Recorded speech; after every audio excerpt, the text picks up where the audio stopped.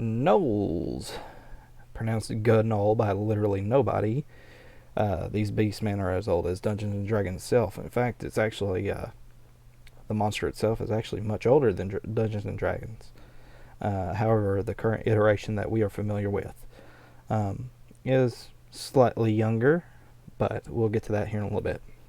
And because of this tradition, they've been carried over into every subsequent edition of Dungeons and Dragons and other game systems over the last handful of decades. But where did they come from? Specifically, where did the idea of a Gnoll come from? Well, we're going to start with our search with the Holy Textus Gygaxius, the first edition Dungeon Master's Guide. And of course, if you have a copy of it, it'll be the relevant information will be on page 224 of what is called Appendix N. This contains a list of inspirational reading material that had just as much of a help in shaping not only the bestiary but the focus of the game itself. And in this list, we see the standards of speculative literature like Robert E. Howard, H.P. Lovecraft, J.R.R. Tolkien, Jack Vance, Fritz Leiber, Lynn Carter, many others. But buried in this list is probably the most important name, simply because he was precisely so much of an inspiration to most of the people mentioned in the Dungeon Master Guide that it could be argued that without him, speculative fiction as a whole would look totally different, if it even exists at all. I happen to believe it would have continued one way or the other, but the landscape would definitely be more different. Without him, there would be no Lord of the Rings, there would be no Cthulhu mythos or the Dream Cycles or anything like that. There'd be no Conan. Even Tolkien and Lovecraft, two of my personal favorites, would not exist, primarily because they were so inspired by his work. And the man I'm going to be talking about is, of course, Lord Dunsany. Real name, Edward John Morton Drax Plunkett.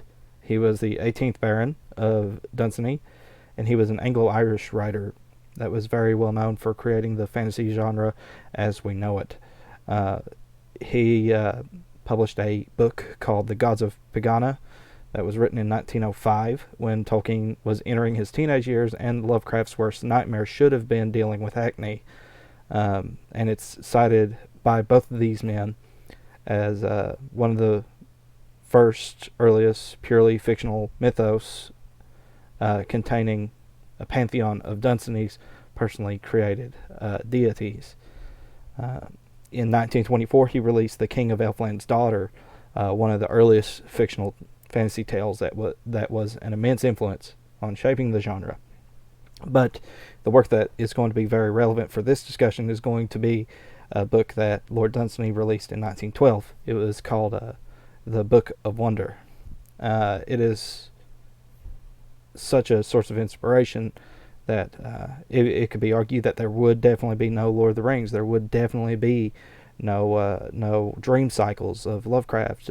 Clark Ashton Smith took a lot of inspiration as well, in addition to Robert E. Howard. And this is a work that contains 14 fantasy short stories, and among them is a tale that is called How Nuth Would Have Practiced His Art Upon the Gnolls. The tale is actually a very enthralling tale of thievery. Unfortunately, the Gnolls in this story are not really described physically.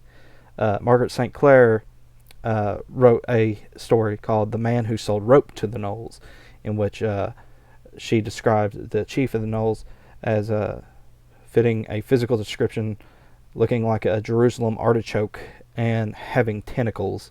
Definitely a different vision, different description than what we are used to in the TTRPG hobby. So we're going to fast forward to 1974 with a little known esoteric game written by a dude from Wisconsin and another from Minnesota. In the very first release of the D&D Little Brown Books box set, Gygax further described the beasties as a cross between gnomes and trolls, similar to hobgoblins, and he included a parenthetical that perhaps Lord Dunsany didn't make that very clear. It's not until the first edition of the Advanced Dungeons and Dragons Monster Manual that we finally reach the current description that we have of the Gnolls as being a Hyena Man monster. So we've done a very brief bullet point to the origins of the creature, or at least the name. And I'll now try to break down how you, as the games master, can run these creatures and take some inspiration from different cultures to add flavor. Before I start, please note that before I continue, I'm going to be citing cultural and religious resources. And I've tried to keep everything brief, so not everything is going to be in detail. And I'm not terribly good at pronouncing some of the names that are included in these sources. I apologize in advance. And kind of as a little heads up, some of the myths and folklore surrounding them are not considered what I would consider very PG or safe for work. So if you have younglings in the room or anything like that, I would highly suggest skipping over this a little bit. I'm going to be as mature and present this in a dignified way so as not to be crass. So now that we have gotten that out of the way, I'm going to focus on the hyena part of the monster. Personally, the hyena is one of my favorite African wildlife animals, second only to the honey badger, because who doesn't love a honey badger? Contemporary depictions in fiction usually portray these animals as cowardly lackeys and henchmen. Others depict them as physical incarnations of evil and cruelty, and there are many other sources that cite them as ravenous grave robbers. There's a wealth of historical depictions that we can cite for inspiration. For prehistory, the hyena seems to be on a lower end of the animal hierarchy in terms of animal worship. We simply don't have that many sources that seem to contradict that particular hypothesis. But we do have a wealth of knowledge from sources that have preserved cultural depictions in the past in contemporary Africa. So some of the myths and legends are going to be a little hard to distinguish between species because Africa is home to both the striped and the spotted hyenas. In West African tales, spotted hyenas symbolize immorality, dirty habits, and the reversal of normal activities and other negative traits. They're sometimes depicted as bad Muslims who challenged the local animism that existed among the Bang in Cote d'Ivoire. In East Africa, the Tabwa mythology depicts the spotted hyena as a solar animal that first brought the sun to warm the cold earth. In Tanzania, hyenas are associated with witchcraft. A common folk myth that I have read up on is that witches brand hyenas and use them as what these people call, quote, night cattle. It's commonly believed among them that there are no truly stray or wild hyenas. They're all owned by witches due to their necrophagous myths connected to the animals as scavengers and grave robbers. Killing one is discouraged because they belong to witches, and if they're killed, the ears, the front legs, and the tail are cut off to be buried because it's believed that the witches mark these animals precisely on those body parts. It's also believed that if a child is born in the night while a hyena is crying or howling, that child will grow up to be a thief. It's also believed that hyena feces helps to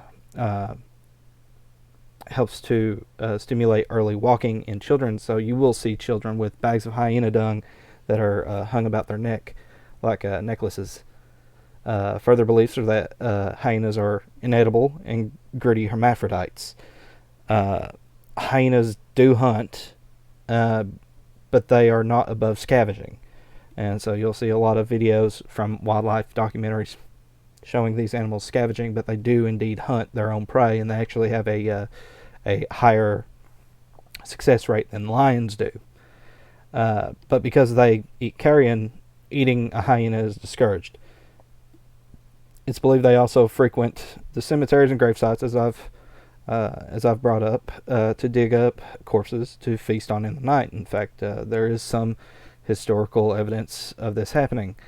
And as for the hermaphroditical part, this is likely due to the fact that the females have a pseudopenis, and it looks very similar to the males, and it's where their birth canal is. In fact, hyena cubs and their mothers often don't survive the birthing process, primarily because of the apparatus involved in giving birth to them.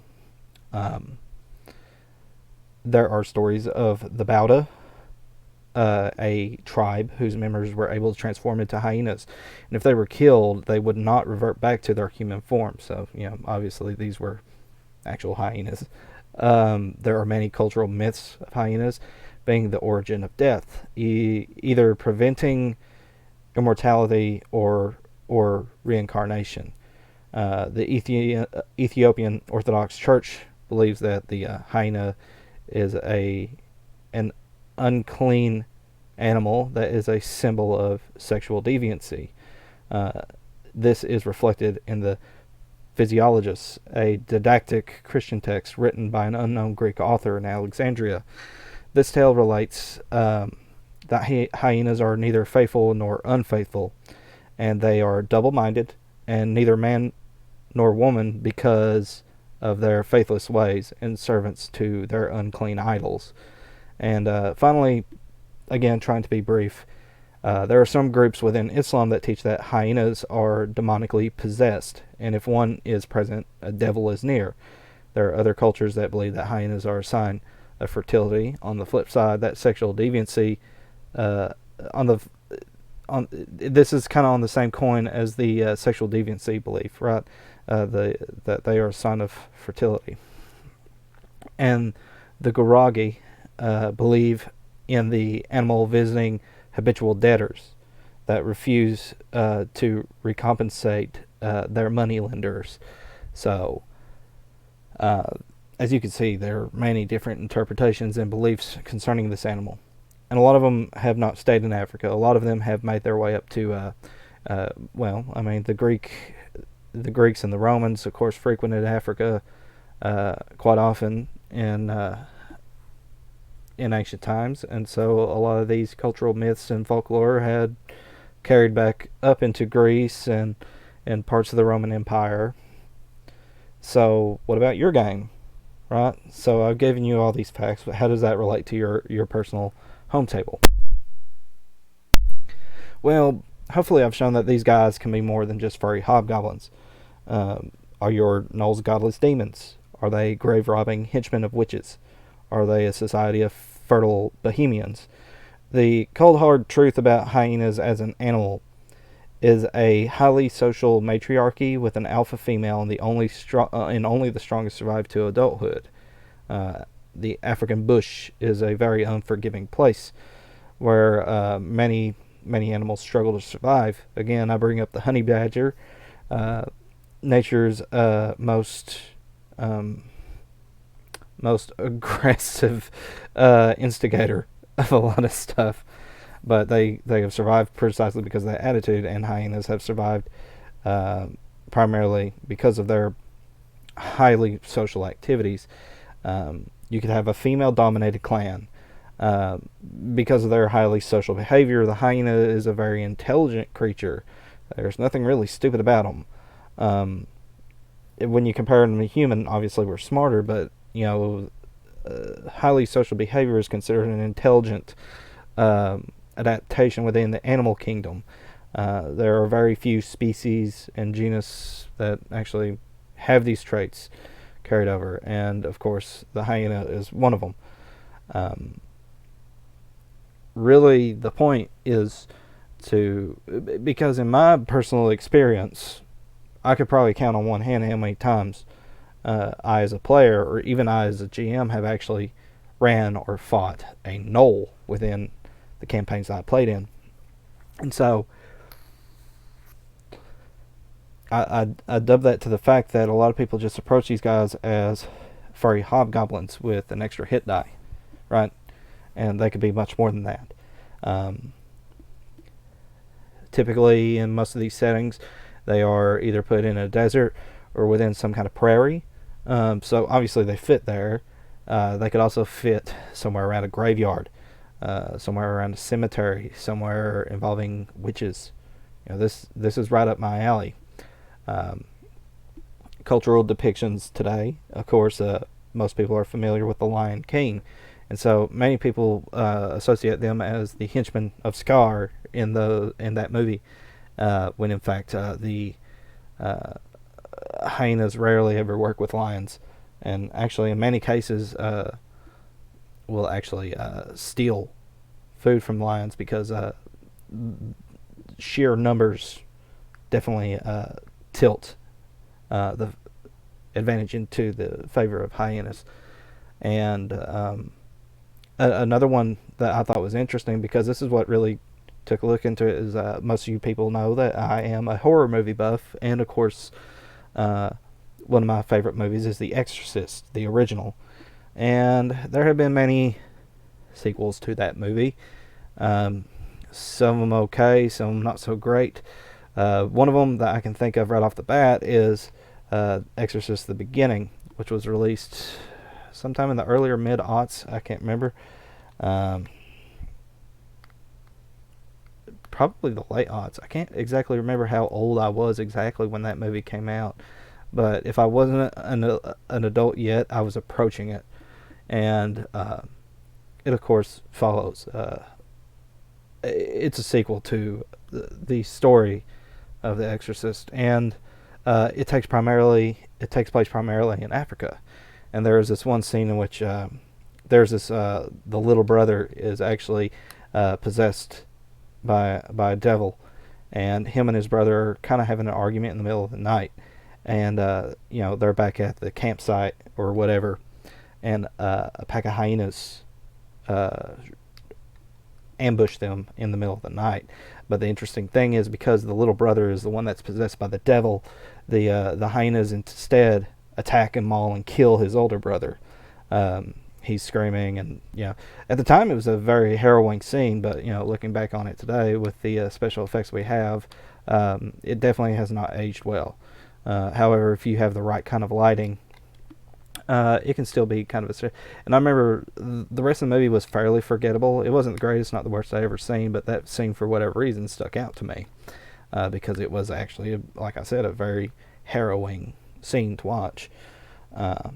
So, I mean, as I previously stated, the Muslims, many sects of them believe that hyenas are demonically possessed animals, and I think that has a lot to do with the fact that they are not immune to rabies. They can catch it, and because of their already pre-existing demeanor to eat up corpses from graveyards and stuff like that, this obviously colors a particular perception about the animal itself. What you could also approach it from the side of mankind. Mankind is at the top of the food chain, and mankind also has the use of many tools and acts, and we are the best at killing each other than any other animal. So you can approach it from that particular direction. But maybe you don't want hyenas as a bad guy. Well, like I said, you could probably approach them more like highly sociable bohemians, very fertile, again, trying to be mature and not crass about this particular subject, but you could approach it from that direction. Really, you can be creative with these animals. They don't have to be just these stat blocks for XP. You can color them in a way. Retro DM Ray, for example, mentioned that he uses them as BBEGs, and I had a draft one time. I never got to run him because that particular campaign fell apart because of some stuff going on in life. But I had one that was a BBEG pack leader of gnolls, and very cruel, very similar to some of you that have been with my channel since the beginning. Very similar to Thundertusk, the demon of Darkfur. This one was not too far off that mark. I had to be a little bit more creative with what I was going to do, but I never got to finish him because that campaign never finished. But basically, that way I wasn't just redoing Thundertusk. But with that, I hope that this has been insightful. I hope that you can take something away from this. And as with all things, take care, God bless, and I'll see you on the other side.